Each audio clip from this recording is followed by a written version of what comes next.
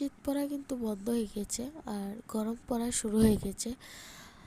আর এই গরমে কোথাও যাওয়া মানে অত্যন্ত ক্লান্ত অনুভব করা, মাথা যন্ত্রণা করা আর নানা নানা অসুবিধা তো আছে। যাই হোক, আজকে কিন্তু এত গরম পড়েছে মানে যা বলা যায় না।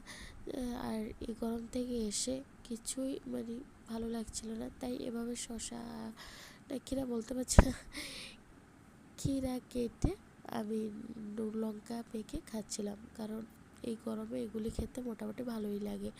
আর শরীরটাও তেমন ভালো যাচ্ছে না, আজকে কয়েকদিন ধরে জ্বর জ্বর ভাব ছিল, আর কিছুই খেতে ভালো লাগে না।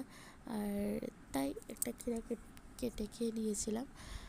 আর বাড়িতে কেউ ছিল না, ছেলেকে ঘুম পাড়িয়ে দিয়েছি, আর তাই একটু বসে ক্ষীরা খাচ্ছিলাম। অনেক কাজ বাকি আছে, তাই ভাবলাম আগে নিজেকে একটু শান্ত করি, তারপরে না হয় কাজ টাজ করা হবে।